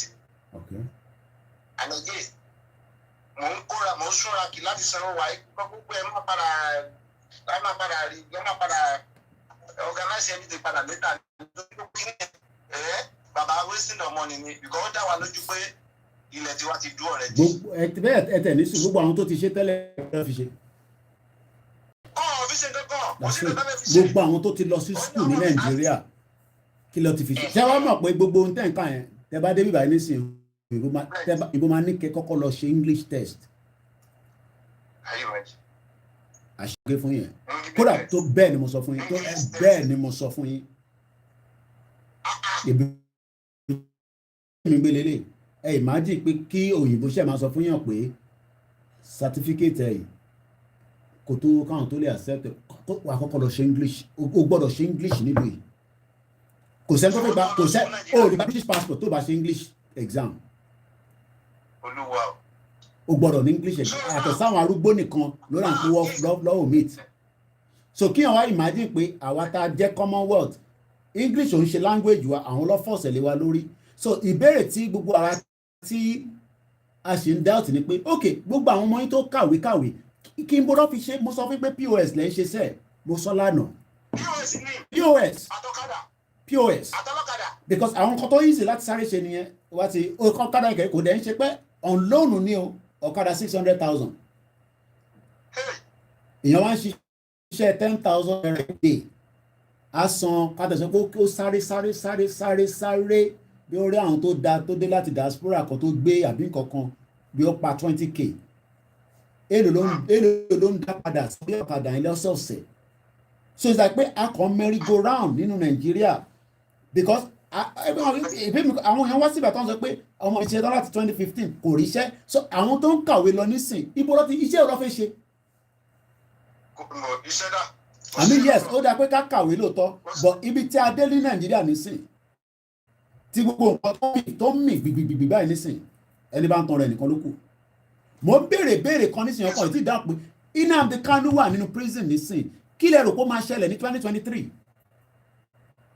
ṣé àwọn ọmọ Ìgbò máa wo Nnamdi Kanu tó wà níbẹ̀ tó máa fi ṣe election. wọn nígbà. ẹ̀sìn tí wọ́n máa parọ́ fún gidi torí kan táwọn kan sọ ni pé ẹ̀ẹ́dùn lẹ́ni jàre ìjà àwọn ọmọ Ìgbò tẹ̀yìn wò yẹn pẹ̀lú Nnamdi Kanu tó wà ní prison ǹjẹ́ wọ́n máa allow pé kí Nnamdi Kanu wà níbẹ̀ in tó dẹ̀ hold wọn tí wọ́n ti react too much òní pé Nnamdi Kanu tó wà ní custody of DSS wàláì tàláì símọ́bí láì làzíláhùwà in tó ń hold àwọn ọmọ Biafra tó ń fi slow down òun kàn ní pé Nnamdi Kanu tó wà ní custody DSS but tó bá dé stage kan ǹjẹ́ yìí rò pé wọ́n sì máa allow kó go like that wàá fọ́ gbogbo ẹ̀ lójú ni táwa bá tẹ̀sọ́ fáwa yọ̀lẹ̀ ṣáwọn Biafra máa allow pé kí Nnamdi Kanu wà ní prison ẹ wá fẹ́ selection nílẹ̀ Igbo wọ́n ẹ̀ tí ì selection gan àárín tó ń lọ nílẹ̀ Igbo àárín bó ṣe ń fì tó ń fì.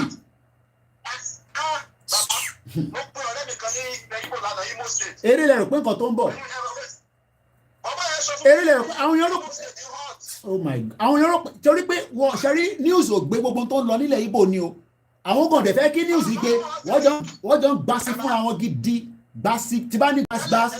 tẹ́lẹ̀ ní BBC máa ń gbé ọ̀dọ̀mọ́ ti fún wọn. Lai Muhammed ló ṣe gbogbo yẹn intelligent tó dọ́dọ̀ tàwa Lai Muhammed ní àní ẹ̀gbọ́n ó máa yóò àní ẹ̀gbọ́n mi sẹ́ ẹni sùúrù ìbájọ́ ń sọ̀rọ̀ ní ẹni sùúrù Lai Muhammed intelligent mi wà nínú DSS l'Abuja tó ń ṣe méjì tó ń ṣe mẹ́ta tọ́ọ̀dẹ̀ mọ́ra wọn rí Lai Muhammed sọ fún NBC the National Broadcasting Commission wọ́n gbọ́ pé anything tó bẹ́ẹ̀ tí mọ́ Yorùbá Nation àti Biafra pé bọ́ ṣe ń gbé yẹn ó ń fún ẹ̀lẹ̀ pé bọ́ ṣe ń gbé ọ̀rọ̀ wa ó ń fún ẹ̀lì ẹ mọ̀ pé ká máa fún ẹ̀lì nǹkan so wọ́n gbọ́ any news ẹ̀ ń gbé Sahara nìkan because Sahara operate láti Nàìjíríà New York ni Sahara wà gbogbo news tẹ̀ ń rí yẹn Sahara ò sí nílé but ó wà constant pẹ̀lú information because ó ní a lot of source ó ní àwọn tó ń ṣiṣẹ́ fún nísàlẹ̀ gazette yẹn àwọn yẹn lágídí gan gọ́ọ̀mẹ̀ntì gbasigbasi fún wọn bọ̀wọ̀ gbà so bọ̀ gbogbo àwọn pẹ́típẹ́tí media tó kù wọ́n bí wọn ò tí bí radio station náà dá kó lọ sọ̀rọ̀ Biafra ti kiri ṣé mọ̀ pé àwọn Biafra tó wọ́n máa fi di next year kò ní fly zone ní Biafra land àwọn ẹni kò ní sógun èmi ò gbàdúrà kó ogun wà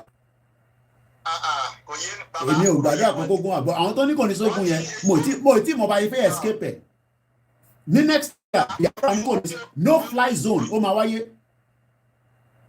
ìjà gidi ń bọ̀ ìjà ní èmi ò mọ nílẹ̀ Yorùbá ó bọ̀ ní òkè lọ́hùn torí pé ilẹ̀ Yorùbá ẹ mọ̀ pé ẹni gbogbo ẹni kò má sọ síta bọ̀ nílẹ̀ Ìgbò mo lè sọ pé ìjà gidi ń bọ̀ nílẹ̀ Ìgbò because àwọn ọmọ Ìgbò nígbà Ìgbò láìkì Haúsá wọ̀ láìkì àwa náà bọ̀ ọ̀rọ̀ tó wà lẹ́yìn wọ́n máa gbà sí gidi fún ìjọba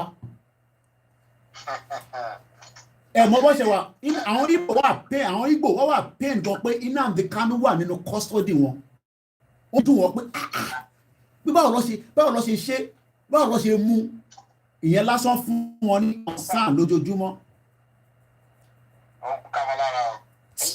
kí ni ọ̀kan máa ń sọ pé prophecy kan pọ́ máa ṣe election níbo láti fẹ́ ṣe election nìkan a ní pé kò tí mi kàn máa rẹ́rìn ni mo rí bàbá kan náà ó dà kó ṣe sọ̀rọ̀ ìyàn kan sẹ́ndẹ̀ sí mi ó sọ̀rọ̀ wọn ó sọ̀rọ̀ èmi nínú sọ̀rọ̀ Ìgbòho ọ̀dùnkí kan lágójú ẹni kó fẹ̀mí ẹ̀ bet kò ní selection ní Nàìjíríà confam ni mo sọ fún yín ẹni kó ìkí sọ bẹ́ẹ̀ pé kò ní selection ní Nàìjíríà ní next year ní Ọlọ́run wo ló sọ fún wa pé election ń bọ̀ ní Nàìjíríà next year Ìgbò ń bínú Yorùbá ń bínú Nàìjíríà ò gbádùn wọ́n fẹ́ overthrow government ẹ̀ sọ pé election ń bọ̀ election order election call election ni we must come on the round table láti discuss the unity of Nigeria a gbọ́dọ̀ wá sórí round table yẹn láti discuss ẹ̀ ẹni tó bá fẹ́ lọ kọjá kó máa lọ ẹni tó bá fẹ́ lọ kó dúró sínú Nàìjíríà kó máa lọ Nàìjíríà. Nàìjíríà ti wó already Nàìjíríà ti wó. yẹlá yóò sọ fún ìtẹ̀wà lókè ẹni tó bá mọ̀ pé ẹ̀mí òun nígbè ẹ máa bọ̀ nísàlẹ̀ because tí wàhálà bá bẹ̀rẹ̀ nísìn ẹ̀ ní rọ́nà kọjá àṣírí lẹ̀ ń gbọ́ yẹn. bàbá gbogbo àṣìṣe mi tó wà nọ́ọ̀tì ìkan tó wà lábùjá ẹ̀ tó wà ní Sanfara mo ti pè wọ́n mo ní ẹ máa bọ̀. èyí à ń sọ̀rọ̀ pé kìíní ẹ mú Nnamdi Kanu síbẹ̀ ẹ̀ ń sọ pé èyí ń sọ pé election nílẹ̀ Ìgbò irú wa làwọn tó ń lọ nílẹ̀ Ìgbò nísìn gbogbo aláṣà nǹkan tó lọ nílẹ̀ Ìgbò ilẹ̀ Ìgbò ó gbóná lójoojúmọ́ ni ó gbóná lójoojúmọ́ ni. ṣé àmọ́ kọ́ tó ṣẹlẹ̀ Imo State yẹn ọ̀rẹ́ mi tó gbé bẹ́ẹ̀ wọ́n láwọn máa ń yọrin báyìí ni àwọn máa ń yọrin káàkiri nísìnyí àwọn ò lè jáde ní àwọn ilẹ̀ Ìgbò ní Imo State ṣe é dẹ̀ ń ṣèkì owó ń ṣèkì gidi ni because ọlọ́ọ̀rẹ́ wọn gan ọlọ́pàá ni ó ní wọn ń wọ àwọn ọlọ́pàá wọn sọ ní Imo kó lọ wọ gbogbo lẹ Ìgbò wọn ń wọ sọ. yẹlá yín sọ pé why do we have to go through that ẹ ṣe jáde bàbá mi ẹja kẹlómi ti wọlé ẹ ṣe gan ni ìyẹlá yín sọ fáwọn politician yìí pé ẹ má fi ẹ̀mí àwọn ọmọ Yorùbá wéwu, ẹ má lọ fi wá sínú kínní, because ẹ ń push tí kò lè work. You can't force Nigeria on anybody anymore. Ajé ti lajú ju bó ṣe yẹ lọ, ẹ lè force anybody. You can't force anybody to remain in one country. Èlé ò sọ̀rọ̀ pé àwọn òyìnbó ló máa dá sọ̀rọ̀ tó wà nílẹ̀. Òyìnbó o, àwa la máa jọ yanjú ẹ̀ láàrin ara wa. Let's come on the round table and discuss the unity of Nigeria. Ta ló fi dúró? Àwa fi dúró, ó dà ẹ máa lọ Nigeria. Ẹ̀yin ò fi dúró, ẹ máa lọ. And there will be peace. Kí ló wà nù yẹn? Ẹ wá ní ẹ ká lọ selection, go and get your PVC. Ẹ wá ń ṣe campaign. Ẹ ń ṣe campaign tí everybody ní nǹkan tó ń lọ. Àwọn ṣe campaign campaign o APC mo rí Peter Obi lánàá yẹn wà ní Kogi lánàá, olúkálùkù ń tan rẹ̀, àwọn akọ́lẹ̀ ń tàn, so gbogbo ẹ̀yin tẹ́ ń sọ pé ẹ kò ní ṣẹlẹ̀ kíndìkan kìnìkan. Bẹ́ẹ̀ni Charles, this our Nigerian government don't know this issue will be serious, so and there's still opportunity for everybody to be allowed, oya ẹ jókòó ní UN kọ́ fún wa lọ́fíìsì kan, bàbá kí jókòó bẹ́ẹ̀ yẹn, àwọn ọmọ Ìgbò ẹ jókòó bẹ́ẹ̀ yẹn, mẹ̀dúbẹ̀ ẹ jókòó bẹ́ẹ̀ yẹn, Nigerian government wà báyìí, envoy America kí lẹ fẹ́ àfikún àfẹ́ ìjà, ẹ má bàrà ń jà, ibo nílẹ̀ ti yín, apá báyìí nílẹ̀ ti wa, ibo nílẹ̀ ti yín, apá báyìí nílẹ̀ ti wa, apá báyìí nílẹ̀ ti wa. Okay, so kí ló máa ṣẹlẹ̀ nísìn? Ọ̀dà ẹ̀yẹn máa lọ, and we can dissolve this country. Most of it, there is what they called Slovakia, the velvet divorce. Wọ́n yìnbọn ẹyọ kan, kò sẹ́ni tó para wọn, olúkálùkù lọ ni. Velvet divorce, Slovakia, padà sínú rẹ́kọ̀dì mi. Ìyẹn kan ṣe máa sọ pé Ọlọ́run sọ fáwọn pé election máa wáyé, Ọlọ́run wò lẹ́ ń parọ́ mọ́, ẹgbẹ́ ẹlẹ́gbẹ́ jágbàjàgbà lọ, ẹ wá sọ Ọlọ́run dá alábòsí, Ọlọ́run wá stupid, Ọlọ́run tó rí tán tẹ̀jẹ̀ sílẹ̀ lójoojúmọ́, ṣé Ọlọ́run yẹn tẹ́ ń pè tẹ́ máa ń pè yẹn, ṣé Ọlọ́run yẹn ọmọ tó ń lọ Nàìjíríà? Wọ́n da gbogbo nǹkan rú mọ́ wa lọ́wọ́, wọ́n gbé rọ́lé wa lọ́wọ́, wọ́n gba òtítọ́, wọ́n gbà yẹn lọ́wọ́ wa. Àwọn òdú tó wà tó lù, àwọn ń jayé ọba, àbí bẹ́ẹ̀ kọ́? Èèyàn kan wá ń sọ fún yín pé Ọlọ́run sọ fáwọn pé election máa wáyé. Ọlọ́run wò, gbogbo Ọlọ́run ẹgbẹ́ jágbàjàgbà lọ. Àwọn ọmọ Ìgbò nínú àwọn ọdún sí Nàìjíríà, ọmọ Yorùbá ń sọ pé nínú àwọn ọdún, ẹ wá ń fi ọ̀rọ̀ Ọlọ́run ẹ fẹ́ fi kàjú àwọn nǹkan. Ọlọ́run sọ fún yín, ẹ yé máa sọ̀rọ̀ Ọlọ́run yẹn, kò bẹ́ẹ̀ bá ti ń sọ̀rọ̀ Ọlọ́run yẹn, ẹ máa fẹ́ jẹ́ kí àwa tún lọ sọ̀rọ̀ òdì sọ́lọ́run. Ọlọ́run dẹ̀ ní jẹ́ káwa sọ̀rọ̀ òdì sọ́lọ́run, tí àwa mọ̀ pé Ọlọ́run wà. Àwọn ríran wọn lè rí, ìsìnlẹ̀ṣẹ̀ ń ríran, ìsìn táwa ń pariwo pé a fẹ́ lọ lè ríran, ìsìn táwọn Yorùbá dìde pé ẹ̀tọ́ wa nínú Nàìjíríà wọ̀ fún wa, ṣèbí gbogbo wa la rí yẹn pé wọ́n tọ́ fún wa lẹ́tọ̀ọ́ wa. Àwọn Ọlọ́run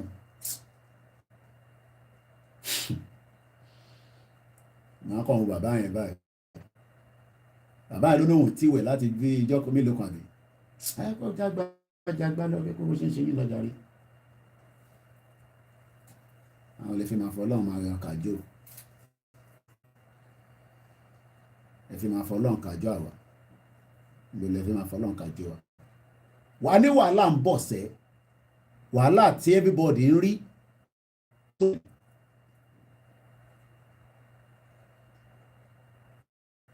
A náà fẹ́ ká jà, ká bára wa jà, kólúkálukú dá lọ kó máa lọ on his own, ká break up, kólúkálukú máa lọ, that's all. Ìtàn sọ nìyẹn, kí ló fi le tó yẹn?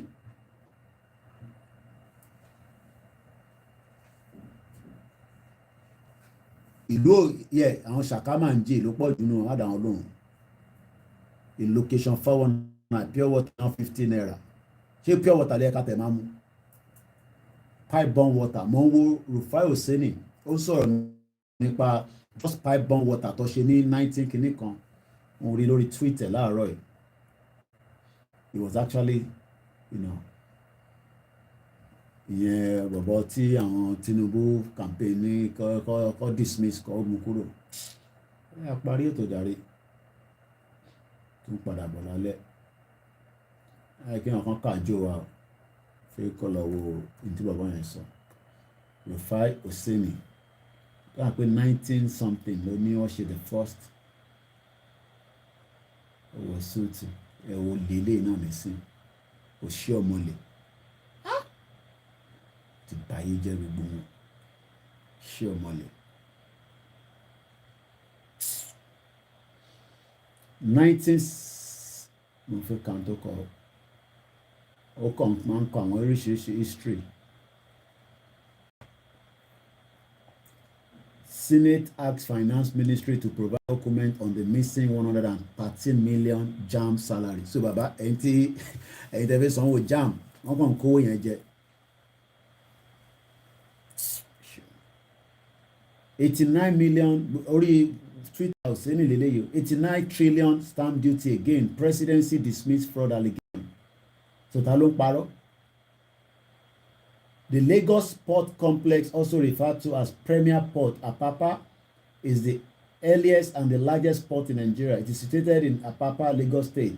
The port was established in 1913, just a year before the amalgamation of Nigeria. Lórí burúkú ní British law. Carter Bridge, built in 1901, is one of the biggest bridge, is one of the 3 bridges connecting Lagos Island to the mainland. At the time of its construction, this was the only bridge connecting between the mainland and Lagos Island. All this infrastructure built by the British colonial government. Onta sí Tinubu indirectly ni o ọmọ akẹni bàbá yìí. Ṣé o pé Tinubu ló build Èkó? All this infrastructure built by the British colony government. My brother don't call. Lagos was a crown colony. As at 1902, Lagos had a tram line for mass transportation. Hello?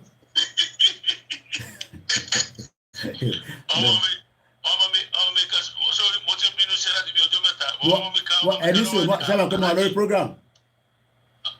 Mo wà lórí program o. Ọmọ mi kan ló ní kóòkì sọ pé àwọn ọlọ́run bá mi sọ̀rọ̀ ọlọ́run bá mi ṣe kíni kan ọmọ mi yẹn wá ní àkóòkì àríná.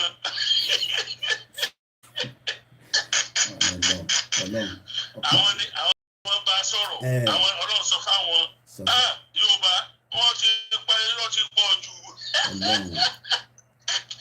Àwọn ẹlẹ́tàn ẹ̀fẹ́ ti pọ̀ jù lọ sí Nàìjíríà kí ni jẹ́ Nàìjíríà next year. Gbogbo ó máa dàwó ni ó máa dàwó.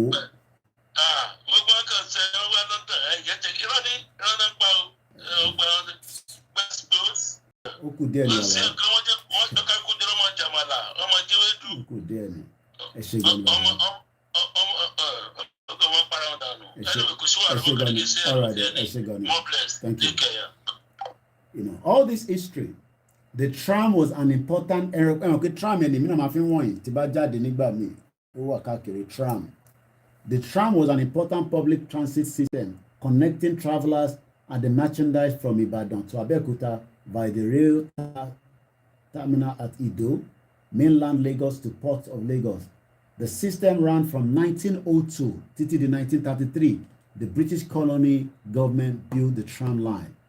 The Nigerian Railway Corporation traces its history to the year 1898, when the first railroad in Nigeria was constructed by the British colony government. We can take back to different history. Pipe-borne water Glover Memorial was built in 1887. So níbo ni Nigeria wà ní 1887? Níbo ni Nigeria wà ní 1887? Mo rí mbẹ̀ yá Odua. Okay, but in Manchester. Níbo ni Nigeria wà ní 1887? ṣèbí kingdom là ń jẹ́ nígbà yẹn kó tó di pa àwọn wèrè òyìnbó yìí kọ́ dà wá papọ̀ mọ́ àwọn animals àwa ń bára wa jà nísìn ọmọ Yorùbá APC ń bá Yorùbá nation jà ọmọ Yorùbá nation ń bá PDP Yorùbá jà ṣé yẹ kó rí bẹ́ẹ̀ tẹ́lẹ̀ ṣèbó yẹ ká wà láàrin ara wa báwọn English ṣe ń bára wọn ṣe báwọn Wales ṣe ń bára wọn ṣe báwọn Scottish ṣe ń bára wọn ṣe ṣèbó yẹ ká máa ṣe nìyẹn ká máa jọ fèdè ara wa bára wa sọ̀rọ̀ kí á dẹ̀ máa bára wa ṣe yes a máa ṣe politics láàrin ara wa nǹkan á dẹ̀ tó wá já tó wá mu kò ní sẹ́ tó wọn máa pe Ọlọ́run rọ́ọ̀kan tó wọn máa fọ Ọlọ́run kájú anybody ẹ kó bó ṣe ń ṣe yín lọ́jà rí wá sọ Ọlọ́run náà dìbọ́lẹ̀ kájà kìíní tí Ọlọ́run wá jẹ́ gẹ́gẹ́ bí alábòsí.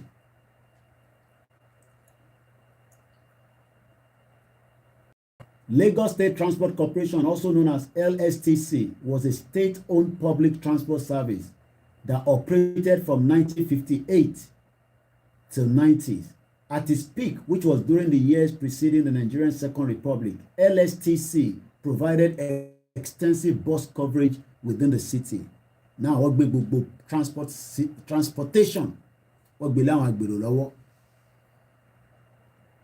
Wọ́n gbé lé àwọn agbèrò lọ́wọ́. Tolúkálukú wá ń deliver ní junction ẹ̀rí wọn pẹ̀lú owó dọ̀tí yẹn. Olúkálukú ti mọ èyí tó ń gbà ní junction to junction. Ẹlòmíì ní junction ẹ̀ tó o bá san 1,000 yẹn ẹ̀rú rò pé wàhálà wà ní. Tẹ bá rí wọn lórí ọ̀kadà yẹn kí ni máa ń gùn ọ̀kadà dáadáa tí n bá lọ́lé. Gbogbo táyà tó fi ń lọ́lé mo gùn ọ̀kadà ju kí ló dálẹ̀ lọ. Ó wà risky gan but èmi ò like traffic. So ọ̀kadà ni máa ń gbé káàkiri. Tẹ bá dé tó bá bu ọlọ́kadà yẹn so. Thank you so much, Clement. All hail Biafra and Yoruba nation. Thank you so much. You will be asked, wàá máa bèèrè lọ́wọ́ rẹ pé kí ló ṣẹlẹ̀? The way tó máa bọ̀ àwọn ọlọ́kadà yẹn sùn, tó máa bọ̀ wọn láṣọ, wọ́n máa já pátá mọ́ wọn lára ní kíní. A public system that should be operating, by the state. Lagos State lè kó máa operate directly that section. Ọgbẹ́ fún àwọn agbèrò. Junction to junction ìyá ìwọ náà máa jẹ́wọ́ bẹ́ẹ̀ yẹn bọ̀ máa deliver sí MC Olúọmọ níbẹ̀ yẹn máa deliver sí bẹ́ẹ̀ yẹn á parí ètò ní sìnjà rẹ̀ ó yá hello caller ẹgbẹ́ òun sókè à ń gbọ́ yín. ẹ̀jẹ̀ tẹ wà program lọ. yẹ́yẹ́yẹ́. ẹ̀jẹ̀ tẹ wà program. ẹ wo mo kọ́kọ́ kí yín náà mo dẹ̀ tún kí Chief Sunday Igboho bàbá wa CSI mo kí wọn mo dẹ̀ tún kí àwọn bàbá wa náà. Àwọn bàbá adé ní ọmọ kí àkẹ́ everybody ẹ̀rọ kìíní kọ́ máa jẹ́ kó jọ ọdún yìí lọ gbogbo nǹkan ti dry o gbogbo nǹkan ti dry àwọn èèyàn ti ready o don't declare o àwọn èèyàn máa lọ ní sọ́ọ̀bù oríkan bá declare everything ẹ̀ o nǹkan máa bàjẹ́ o abẹ́kùnrin Nàìjíríà àwọn ọmọ àti ṣe tán. Oku dẹ lágbọrọ lọ oku dẹ. Ọmọ aládé ni wà náà ìyá ìṣùpọ̀ ju ìpínlẹ̀ gbogbo nǹkan tí wọ́n December gbìn gan anybody wọ́n December bá ṣe é sún gan wọ́n kéèyàn sún December síwájú ni because kò sí kankan gbogbo ẹ̀ ti dry. Oku dẹ lágbọrọ lọ ẹ ṣe gan ni so as we end the. Okay, hello. Hello, Mr. Koiki. Hello, sir. Yeah, Carlos. Sorry, not yes. Káàbọ̀, I'm going. Mo fẹ́ answer question that sọ pé Buhari sọ pé I want to try. Yeah. The man might not know what is going on in his cabinet. One. Two, tó bá mọ̀.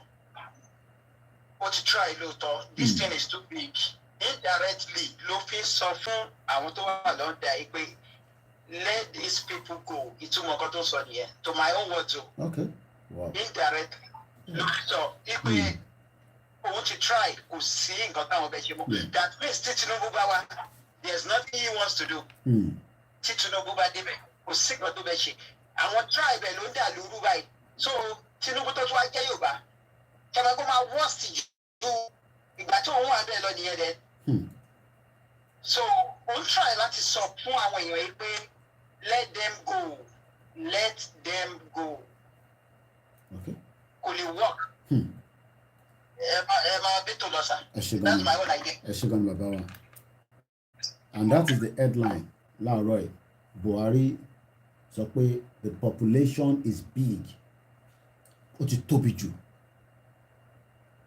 only we are big in size, big in population and population, which is true. That's why the center cannot work. That's why the center will never work in the first place. Olúkálùkù máa lọ, ẹja chop it down. A ní láti bára wa jà. But àwọn kan ní ká lọ jọ politics. Hello. Hello. À ń gbọ́ yín mọ̀. Hello. À ń gbọ́ yín mọ̀. Ẹ káàárọ̀ àbí ọ̀sán bẹ́ẹ̀. Ọ̀sán ni Ẹ ọ̀tọ̀ kú ọ̀sán. iṣẹ́. Bẹ́ẹ̀ni. Ìwà bẹ́ẹ̀ ni fẹ́ dá sí ni ọ̀rọ̀ Buhari. Ṣẹ́rí ní Ṣàgàrí rẹ̀jì ní 83. Dáàdì mi máa ń sọ kí mẹ́kàn pé Nigeria is too big fún èèyàn kan láti govern in the central. But this country needs to be divided. Buhari nǹkan tó ń sọ fún wa ni pé kò lè work. It's not gonna work. Gbogbo àwọn tó ń sá kiri sá síbí sá sọ̀rọ̀ pé it's a waste of time. With time, bí o ti ẹ̀ pín sí ìlú yẹn ìmọ̀ pín is too big to control at the central. So it has fallen apart. Ọkọ̀ fi hàn reach ara wọn ni. That's all. Politician kan fi Nàìjíríà reach ara wọn ni. Àwa Yorùbá máa ń tanra wa gan. Àdẹ̀ kì í sọ òótọ́. Àdẹ̀ láìka àbòsí ni mímú Yorùbá. Ibi kan bá ti ń ṣe àbòsí, Yorùbá máa jókòó síbẹ̀. Àbí ọ̀tẹ̀. Tó ẹ tó rí náà ń sìn, ẹlẹ́yà ní Ọlọ́run sọ pé tá lè ṣù wọ́n bá sọ̀rọ̀ o. I don't understand. Tá lè ṣù wọ́n bá sọ̀rọ̀.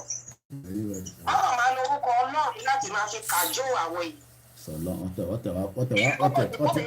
Amẹ́ríkà wọn ò sọ fún wa pé Ọlọ́run sọ pé wọ́n ti abuse Ọlọ́run tẹ̀ dára àti abuse ẹ̀. Individual máa jáde Ọlọ́run sọ báyìí táwọn lè ṣù ń bá sọ̀rọ̀. This is too sad. Ìtànjẹ ìṣá náà là ń tara wa jẹ all the time. Àwọn kò gbé wa débi kankan. It's high time tó jẹ́ pé ó yẹ ká máa rí reality. Àwọn ìlú kan wà they don't even believe in God. Ayé wọn dẹ̀ da. So why ta fi ń tara wa báyìí náà? Ọlọ́run gan sọ fún wa, ó ní ká béèrè a ò rí gbà. Tí nǹkan bá ní wá lára tabálà ò fẹ́ mọ́, God will reason with us. Ọlọ́run pè wá ní come let us reason together. Ká sọ nǹkan tá a fẹ́, wàá ṣe fún wa. Why are they doing all this rubbish? Wọ́n sọ pé Ọlọ́run tá lè ṣùgbọ́n bá sọ̀rọ̀. Ẹ jọ̀ọ́ mo tún fẹ́ bẹ̀ yín dé ẹ̀bẹ̀ kan ẹ jọ̀ọ́. Ẹ bá wa sọ fún Chief Sunday Igboho whatever táwọn èèyàn bá ń sọ kó má tiẹ̀ ṣe bí kò ń gbọ́ kó má dá wọn lóhùn it's just kó ignore wọn. Torí gbogbo rubbish làwọn èèyàn ń ṣe láti fi bring the movement down. Wọ́n mọ̀ pé God will take control. Àwọn enemy of this movement Ọlọ́run máa disgrace wọn whoever they are how big they are God will bring them down. So ẹ bá wa sọ fún pé kó ignore wọn he doesn't need to react to it please so that he can concentrate on what he's doing. So Ọlọ́run àwọn wa dé ilẹ̀ lórí ẹ ṣe gan ni thanks a lot. And that's how far I can go. Ẹ jẹ́ kí mo ti lọ sùn lẹ́ẹ̀kan yẹn bí ṣe parí program yẹn lẹ́ẹ̀kan but I had to wake up because of the Starr radio. So let me just go and take a break. I'll be back 6 o'clock. African Confidential. How you doing, my brother? Inter America. Ilẹ̀ ti mọ́ pako lọ́dọ̀ yín lọ́hùn. So a máa padà wá ní aago mẹ́fà. Last week I reviewed the government. Mo tẹ̀ pé Buhari máa wá sàn kan báyìí. So maybe alẹ́ àsọ̀rọ̀ lórí can we still mo tí mo fi ṣe máa put it but can we still manage Nigeria because this is tí Buhari sọ fún wa pé it's big in size. So should we mo rí bẹ́ẹ̀ bàbá Sheikh Abolore Razak mo kí gbogbo àwọn ẹni Ọlọ́run tó ń bẹ àtàwọn tó ti lọ gbogbo àwọn rọ̀dí aláwọ̀ pátápátá mo kí gbóyún àwọn tó kù àtàwọn tó ń bẹ àkí gbogbo àwọn wòlíì àkí gbogbo àwọn babaláwo àwọn oníṣẹ̀ṣe káàkiri gbogbo ilẹ̀ Yorùbá tí Buhari bá ń sọ fún wa pẹ̀lú code pé ìlú is big o bí a kò tẹ̀ mọ̀ kó ti big ju 1983 lọ ẹ ò kí Buhari ó lè máa mọ̀ lóòótọ́ pé Nàìjíríà ó ti kọjá bó ṣe rí lọ mo kí àáfàá fọlọ́run ṣọ́. So ẹ bá lọ pépà tí ó wà lẹ́nu ti Gazette ó ní I have done my best for Nigerians. Ó ń sọ fáwọn kan lamẹ́ríkà ó wá ní we are big in size pé a tóbi gan and we are big in population ẹ ṣe gan ìgbọ́n mi ṣẹ́gun ọ̀nà for the super chat which is population wise about 206 million. That population is nothing but in reality control tó ń wá láti Abuja. Ṣé ẹ mọ̀ pé nígbà tí mò ń sọ̀rọ̀ láàárọ̀ yìí fáyìn tẹ́ bá ti wo program tí mo ṣe láàárọ̀ yìí program ẹlẹ́ǹkejì lélẹ́ tá à ń ṣe lọ yìí a sọ̀rọ̀ pé senator tẹ́ bá lọ wò ẹ máa understand it is just 2 hours eléyìí náà mo fẹ́ kó pẹ́ púpọ̀ so that kémi náà lè máa lọ àtúnpadà bọ̀ lálẹ́ fún 2.5 hours. Some of the things tá a sọ̀rọ̀ lé lórí justice equity fairness Chief Tọ́ládé ní àgbọ̀n kan tí bàbá yẹn sọ pé fallacy ní Nàìjíríà ní tó bá rò pé Nàìjíríà fallacy ni mo kí ìyàwó Bùnmi Adé Àjàyí. A sọ̀rọ̀ nípa subdue mi pé conquer ṣé a máa allow káwọn politician wa nígbà tí Buhari ti sọ fún wa nísìnyí pé ìlú yìí ti tóbi jù ní size ní population ó wá tún ní ó ń fèsì many challenges ti pọ̀ jù challenges tó ń wà Nàìjíríà ti pọ̀ jù. Mo kí bàbá wa Michael Fakele ẹ ṣé gan ni thank you so much. Ayọ̀mí kún damage my brother. So mo wá béèrè nínú ìbéèrè tí mo béèrè láàárọ̀ yìí pé 8 years Tinubu 8 years Atiku 8 years Peter Obi what next with a question mark. Jonathan dẹ̀ tún rán wa létí pé Nigerian unity is only a British intention. So in tó wà nílẹ̀ nísìn there is still room for the dialogue to dissolve Nigeria between now. Kò sẹ́ni kankan tó fẹ́ kí ìlú máa di gbàgbà sí everybody máa bínú tẹ́bí máa nídìí yẹn. Nobody needs to kill each other. Nobody needs to take arms and against anybody. The government needs to kill any citizen. All they have to do is discuss this on a round table by countries and let's dissolve it and everybody go their separate ways and we can then say okay I want to do business and if anybody wants to stay with us they will stay but with a new system. Ibi nǹkan tá à ń sọ nìyẹn. And there was a guy láàárọ̀ yìí tí ọmọ bíi Fúlàní bíi Haúsá ni ó ní ẹ pé ká ní 1 president 3 MP mo mọ tó mean by that a dẹ̀ béèrè pé kó dá wa lóhùn ó padà sá lọ ni kò rí kankan sọ. Regional government òun lọ fún wa ní 1960 òun ní àrílò gbogbo ẹ̀ ti dàrú. Regional government kìrè àwọn politician fi padà síbẹ̀ because ìtàn ṣe lọ́wọ́lọ́wọ́ nísìn ó make one very rich and powerful. Any politician tó bá ráyè wọ House of Rep ní Nigeria they are very powerful and very strong. So ìjùmọ̀ làwọn èèyàn pè everyday calling me. Anyway so àárín ìjù bẹ́ẹ̀ lọ gbogbo ẹ̀yin èèyàn wa mo tún padà bọ̀ lálẹ́ ní aago 6 agbára Elédùmarè ẹ̀yìn là máa bá ní gbogbo ìgbà. So the government, our politician can dialogue and let us all dissolve Nigeria. Boom, kórìkàlùkù máa lọ. But without that,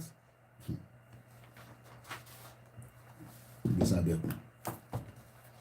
Wọ́n ní ìrọ́ là ń pa, èrè là ń ṣe. Bí ẹ̀rọ là ń pa, bí èrè là ń ṣe. Báwa bá tẹ̀ ń ṣeré, ṣáà ọmọ Ìgbò náà ń ṣeré. Ìjà mọ táwọn ọmọ Niger Delta lè ṣe. I don't think a lot of you understand that everybody is hungry, pained.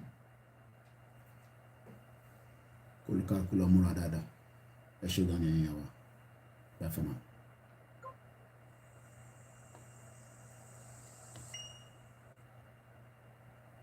Thank you, Mazi,